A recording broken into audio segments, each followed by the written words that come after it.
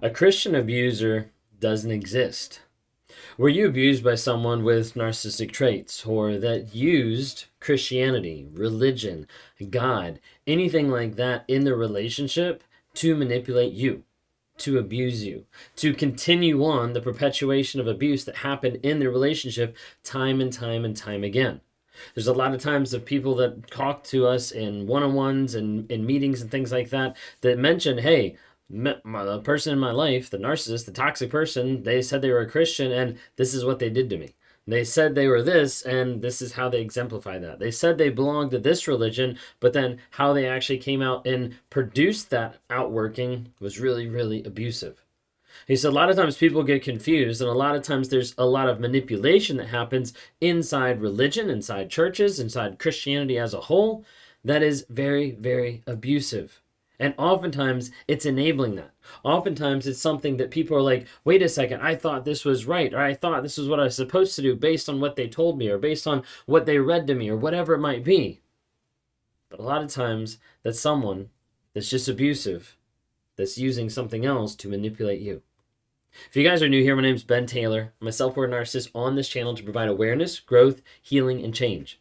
We do that on all different platforms, and we try to be able to do it to provide small nuggets of truth to help you on your journey of understanding what narcissism is, what to look out for, and some of the signs along the way, and to help that healing process. If you don't follow already, TikTok, Instagram, Facebook, YouTube, LinkedIn, check us out on all those. We're under Raw Motivations, so check that out. If you're driving and want to listen to the podcast, Apple Podcasts, Spotify, just type in Raw Motivations. You can find us right there. We'd love to have you join and be a part of that growth as we try to help people understand that awareness, growth, healing, and change. If you want to be a part of a community of like-minded people that is growing, that is helping people on a day-to-day basis with encouragement, with accountability, with courses, with weekly lives and monthly coaching calls, with engagement to help you keep leveling up and moving forward in your life, so that you're no longer stuck in the abuse, stuck in the crazy aspect, the crazy making, you're getting clarity, then I invite you to join us on the NARC app.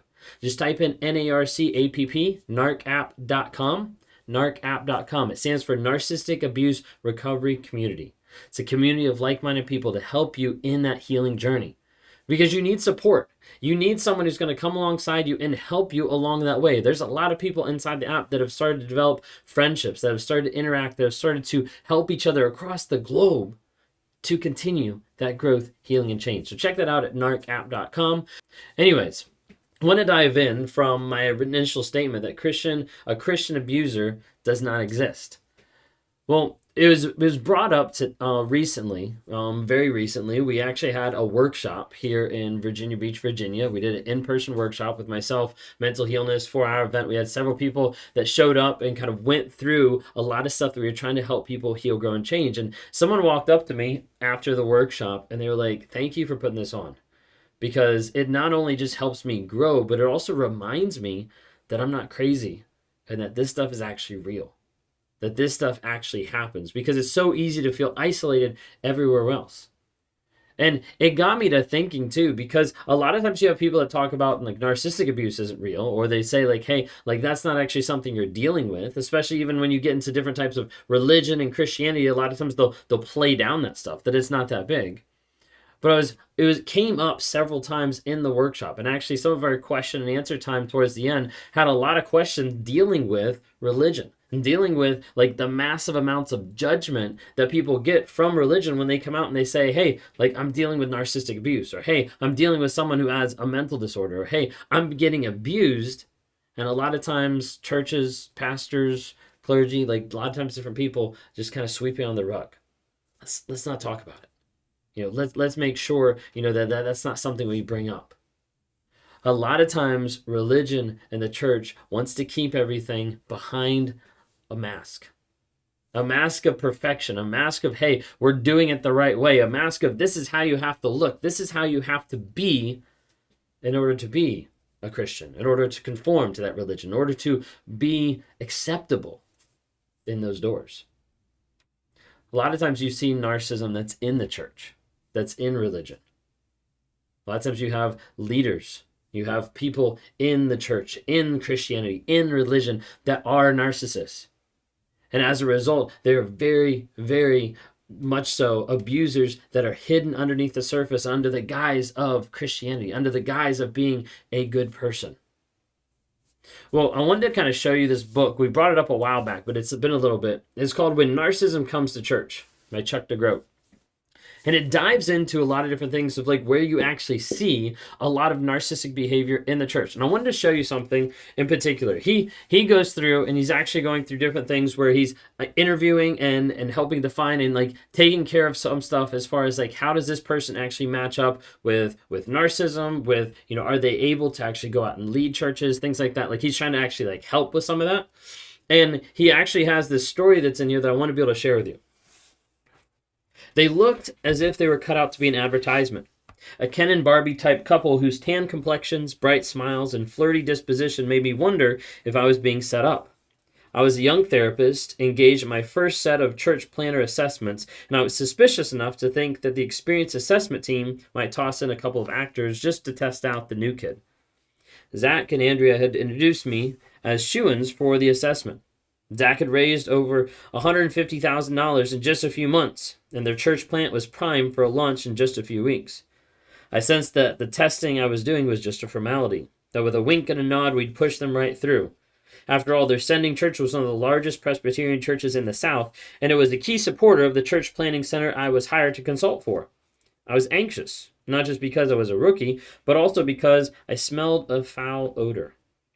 Zach and Andrea took all the standard assessments, followed by their one-on-one appointments with me. Zach came in first, tall, lean, and filled the room with his charm and swagger. He was 27-year-old, a kid, but the darling of the church planning world. "So what do I need to work on, Doc?" he asked. I wasn't yet finished with my doctoral degree, and I sensed his move to ingratiate himself with me. He wanted to appear compliant, but I had some hard news to deliver. Trouble elevations on his psychopathology assessment, along with disconcerting responses from Andrea, raised the real possibility that I would not be able to prove them. I was anxious. If I delivered the bad news, I was likely to lose my good standing with the assessors and others who believed him to be a rising star. If I didn't, I'd forfeit my own integrity. The next hour was brutal. I felt like I was at war. Zach began with a false sense of compliance, pretending to be curious, to listen, to acknowledge the aspects of the findings. I said, "Zach, your elevations on the narcissistic spectrum are significant," and he interrupted. "Looks like I've got some work to do in between raising money and raising leaders, Doc." He'd repeat this pattern of interruptions, quick to explain or defend. He did not seem curious and showed no humility. I sensed that he saw our exercise as an obligatory one. I sensed an entitlement that concerned me. And we turned our attention to the marriage. He anticipated Andrea's response. "She was pretty tough on me, I suspect," he said, shaking his head in disgust and pity. "Can I be honest with you, Doc? I'm really worried about her. She bucks my authority, and we know as guys how that can be, don't we?" I was stunned by his presumption. My biggest concern now was for Andrea. She had been playing a part, and now that she'd privately waved the red flag, her desperate attempt to get the young assessor to notice, Zach's beautiful wife was no longer willing to be his Barbie doll, his puppet on a string, his teddy bear to be cuddled at one moment and tossed out the next. She sat literally feet outside the room waiting for her verdict, either validation or dismissal. I felt the pressure. Zach did too. He raised money, received endorsements, and was seen by many as the next big thing. He'd go on to the center city, emulating successful strategies of other city pastors and starting the church. I suspect that he saw more in his future, too, a book deal, speaking engagements, maybe the keynote for a church planner in 10 years. But his face was now red, a raging red that accompanied an intimidating glare. I hadn't gone in to expose him, only to be curious, to draw him out and to see if the testing matched my experiences of him. To my chagrin, it did, and now I was now walking on eggshells, anticipating his rage. "Tell me as honestly as you can, is there anything at all troubling from your perspective about your treatment of your wife?" I said. I expected nothing, but he volunteered some things.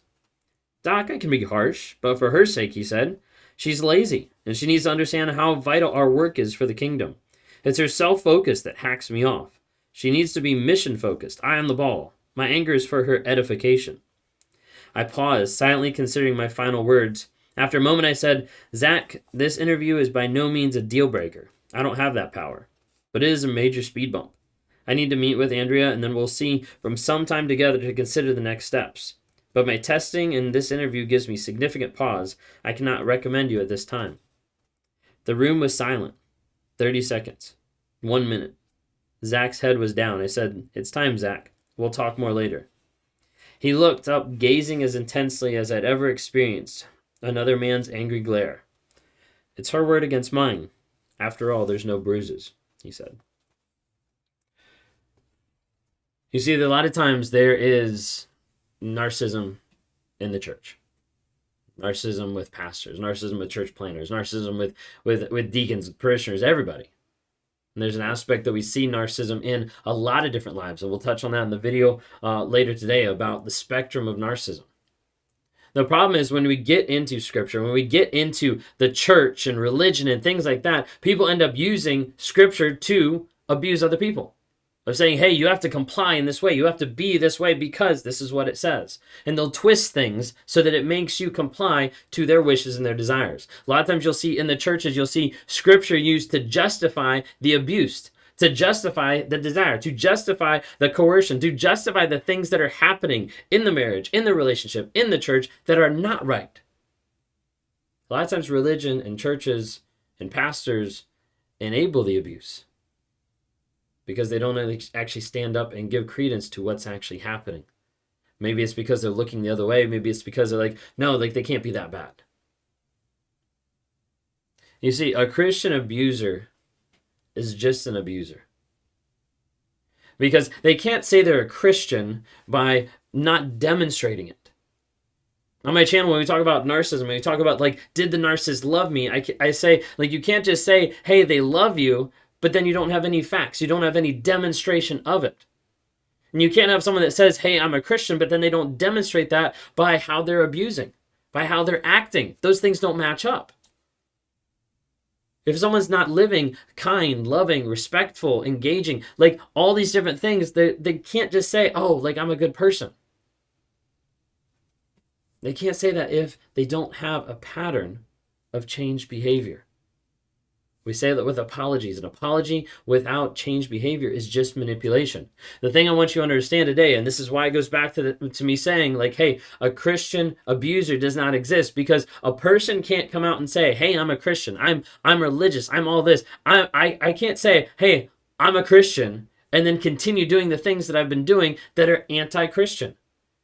A person cannot say that they've been impacted by the God of the universe and not walk away changed. If they don't walk away changed, then as a result, they're still living in the same exact stuff that they've always lived in, and therefore they can't attach a label that they're not exemplifying.